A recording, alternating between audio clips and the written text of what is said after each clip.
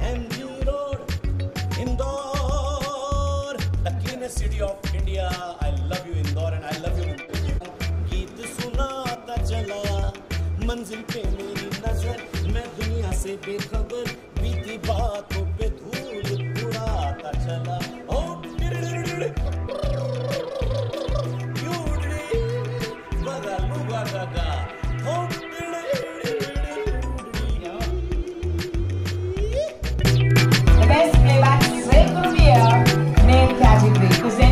The IIFA 2K23 Chintan Bakiwala.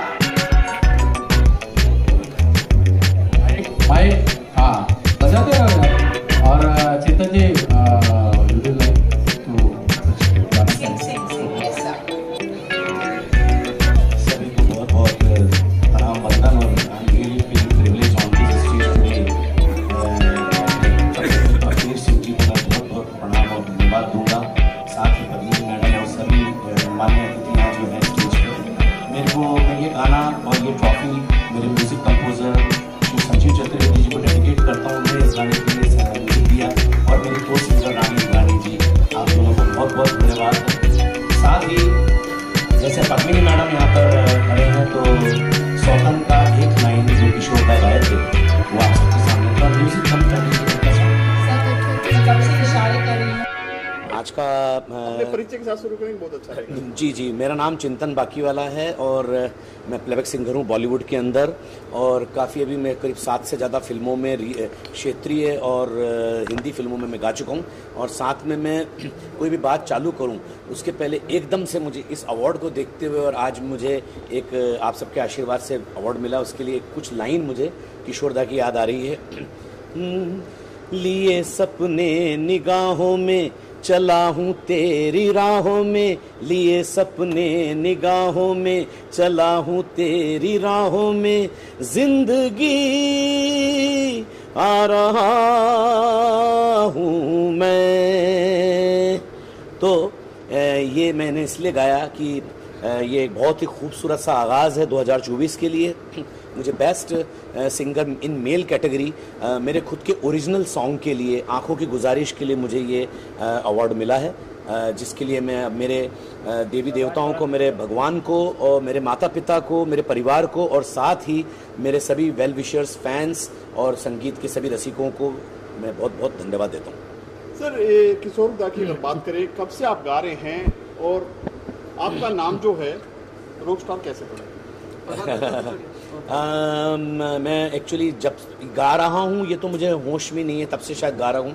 3री या 4थी class में था और पहला गीत जब मैंने गाया था किशोर दा का, तब मुझे ये भी ज्ञान नहीं था कि ये प्लेबैक सिंगिंग अलग होती है और लिप सिंगिंग जो एक्टर्स पे होता है वो अलग होता है. मुझे ऐसा लगता था कि जैसे सब जो बड़े एक्टर्स हैं वही गा रहे हैं, लेकिन मेरी माँ स्वर्गीय पद्मा बाकीवाला, जिनके कारण मैं आज जो कुछ भी हूँ मैं अपनी माँ के कारण हूँ. और उन्होंने मुझे बताया कि नहीं चिंतन, ये जो आवाज़ है ये पीछे से प्लेबैक होती है. जैसे किशोर दा गाते हैं, रफ़ी साहब गाते हैं, मुकेश जी गाते हैं. तो मैंने बोला ये जो गाने में सुन रहा हूँ ये किसने गाए हैं? तो बोले किशोर कुमार ने गाए. तो मेरी उस वक्त से एक रूहानी रिश्ता किशोर दा से बन गया. उनके साथ ही मैं खाता पीता सोता हूँ, वो मेरे कण कण में है, मेरे अंतर आत्मा में है, सब जगह पर वही है. जहाँ तक रॉक स्टार की बात है तो ये एक हमारे बहुत ही वरिष्ठ पत्रकार हैं और मेरी फ़ैन रही हैं. उन्होंने रॉक स्टार कहना चालू करा और उसके बाद में ऐसी स्थिति हुई कि पूरे शहर, प्रदेश और देश, यहाँ तक कि बड़े बड़े मुनिराज, दिगंबर जैन मुनिराज, बड़े बड़े संत, महात्मा, नेता, अभिनेता सब आज के समय में मुझे चिंतन रॉक स्टार कहते हैं. तो एक प्रशंसक के कारण ये नाम मुझे मिला, जो आज पूरी देश और दुनिया मुझे इस नाम से मिला. सर ये अवार्ड किसके हाथों से मिला आपको? ये अवार्ड हमारे इंडस्ट्री की एक बहुत ही महान प्रसिद्ध अभिनेत्री, जिन्होंने अपने एक्टिंग से बहुत झंडे गाड़े, ऐसी सुप्रसिद्ध अभिनेत्री पद्मिनी कोल्हापुरी जी के हाथों मुझे ये सम्मान मिला. साथ ही कई और बड़ी डिग्निटरीज स्टेज पर मौजूद थी, हस्तियां थी, वो सब ने मुझे ये सम्मान दिया. और उसके साथ साथ एक बहुत अच्छी घटना घटी अवार्ड के टाइम पे कि एकदम से सब ने, हॉल में भी जो बैठे थे लोग और एंकर्स और सब ने बोला कि चिंतन जी, जब आपको मेल कैटेगरी में बेस्ट मेल सिंगर मिल रहा है तो कुछ आप सुनाइए. तो तो मैंने धन्यवाद दिया। साथ ही मैंने अपने म्यूज़िक डायरेक्टर संजीव चतुर्वेदी जी, जिन्होंने आँखों की गुजारिश का म्यूज़िक दिया है, साथ ही मेरी को सिंगर रानी इंद्रानी जी, वो भी वहीं बैठी हुई थी, संजीव जी भी थे, उनको धन्यवाद दिया। लेकिन गाना मैंने गाया पद्मिनी कोल्हापुरी जी की फिल्म सौतन का, और मैंने बोला कि मैं ये गाना आपको डेडिकेट करना चाहता हूँ। किशोर दा का बहुत प्रसिद्ध गीत है, जिंदगी प्यार का गीत है, इसे हर दिल को गाना। अगर आपसे दोबारा गाया हुआ ना जी, मैंने चालू कराया।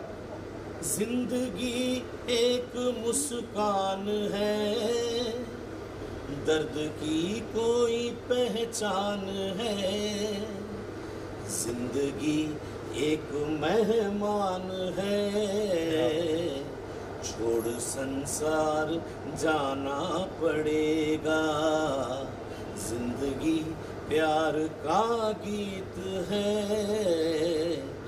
इसे हर दिल को गाना पड़ेगा। सर ये अगर बात करें, काफ़ी मतलब आप मीडिया में बहुत कम ही दिखते हैं, मतलब क्या है, आप पीछे से काम करके निकल जाते हैं, तो ऐसा क्या है कि आपने पाइपलाइन में बहुत सारी चीज़ें डाली और बड़ा बवाल करने वाले हैं आप? बहुत बढ़िया क्वेश्चन हमारे पवन जी पूछ रहे हैं। मेरी सबसे पहले तो मैं अपनी मुंबई की पूरी मीडिया, कैमरामैन्स और हमारे पवन जी, हमारे प्रभात जी और जो भी पूरे हैं, उनको बहुत बहुत धन्यवाद। ये मीडिया बहुत कमज़ोर वाली मीडिया नहीं, बम्बई की मीडिया है, जो हम यहाँ के सितारे को फर्श से अर्श तक पहुँचा देती है। तो मैं बिल्कुल इस बात में मैं आपको कहूँगा कि मुझे मीडिया से कोई वो नहीं है। मीडिया मेरा सरताज है, मैं उनको प्रणाम करता हूँ, नमन करता हूँ, और उनके कारण ही हम सितारे बनते हैं या कलाकार बन पाते हैं। और साथ में ये ज़रूर है कि 2024 के लिए बहुत बड़ा खजाना और पिटारा अभी खुलने जा रहा है, जो धीरे धीरे आने वाले 5-10 दिन में भी कुछ बहुत बड़ी बड़ी न्यूज़ मुझे लेकर देश और दुनिया के लेवल्स पे, बॉलीवुड के लेवल्स पे आने वाली है आप सबके बीच में। और साथ में 2024 में बहुत सारा काम आपके सामने दिखने वाला है, समय आने पर सब मैं बताऊँगा। सर ये अवार्ड एक देखें तो छोटा सा है, लेकिन ये बहुत बड़ी चीज़ है। इससे क्या क्या चीज़ें मिलती हैं आपको आगे बढ़ने के लिए, या क्या इसके में? सबसे पहले मिलती है, सबसे पहले बनती है, मिलती नहीं है, सबसे पहले बनती है जिम्मेदारी। क्योंकि आप अवार्ड जो दिया जाता है वो जनता के या म्यूज़िक डायरेक्टर्स के या प्रोडक्शन हाउसेस की अपेक्षाओं और आकांक्षाओं के अनुरूप जूरी डिसाइड करती है। तो वो अपेक्षा आकांक्षा आपके सिर्फ एक गाने तक नहीं रखती, वो ये चाहती है कि वो ये चाहते हैं दुनिया की और देश की जनता, आप और अच्छा काम करें, प्रेरणास्पद काम करें, अपने शहर प्रदेश और स्पेशली अपने भारत, अपने देश का नाम कला के क्षेत्र में आप और आगे तक ले जाएं और अच्छे गीतों को गाएं। तो ये मेरे लिए जिम्मेदारी है। साथ ही खुशी बहुत मिलती है कि आपका कुछ तपस्या या आपका कुछ किया हुआ काम, आपके लोगों की दुआओं का ये नतीजा है, जो ट्रॉफ़ी के रूप में मैं आप सबसे यही अनुरोध करूंगा, हमारे देखने वाले सभी श्रोताओं का या मुझे चाहने वालों को, आप मुझे ढेर भर भर के आशीर्वाद दीजिए कि ऐसी कई ट्रॉफ़ीज़ मिले। लेकिन सबसे बड़ी ट्रॉफ़ी ये रहेगी, ट्रॉफ़ीज़ के साथ साथ हमेशा आपके दिल में घर कर सकूँ, आपके दिलों को हमेशा जीतता रहूँ। सर सबसे बड़ी बात ये आपके अंदर एक लगन है, काम करने की इच्छा है। हमें पता, आप 2 शो कैंसिल करके आप यहाँ अवार्ड लेने पहुँचे हैं, ये तो इसको मना भी कर सकते थे आप। जी जी, क्या कहना है इस बारे में?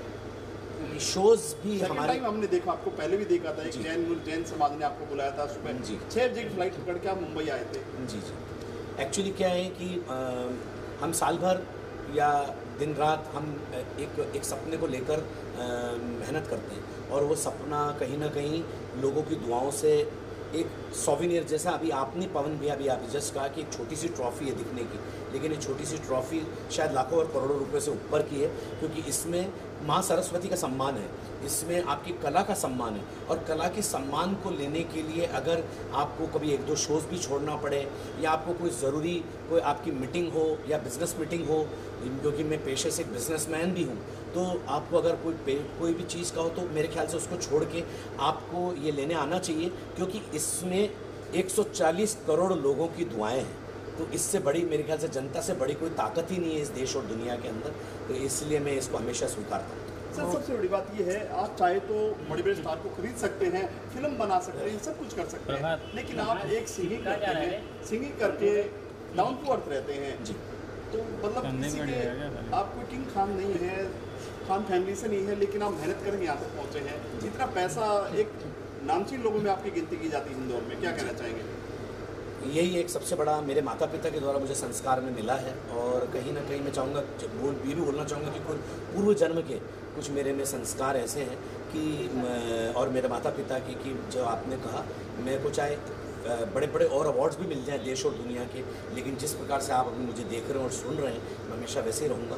और दूसरी बात रही, मैं अपने कभी भी मैं प्रोडक्शन हाउस चालू कर सकता हूँ या अपनी खुद की प्रोडक्शन हाउस से मूवीज़ बना सकता हूँ, बड़े बड़े काम में बॉलीवुड में, लेकिन एक मेरे मन के अंदर ये है कि मेरे मेरिट्स, मेरी कला, मेरी आवाज़ के आधार पे मुझे शोज़ मिले, मुझे फिल्में मिले, मुझे रिकॉग्निशन मिले, मुझे सम्मान मिले।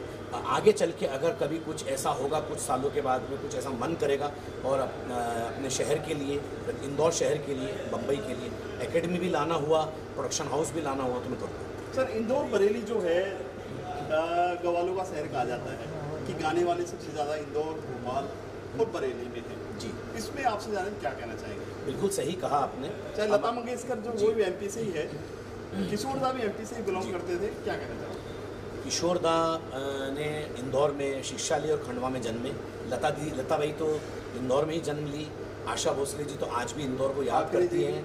ठाकरे परिवार भी, और बहुत बड़े बड़े कलाकार हैं। सलमान खान जी, जॉनी वॉकर साहब हैं, और राहत इंदौरी साहब हैं, और आप मैं किन किन का नाम लूँ, मतलब इन्हें कि इतने इतने महान कलाकार, गीतकार, सिंगर सब इंदौर से हैं।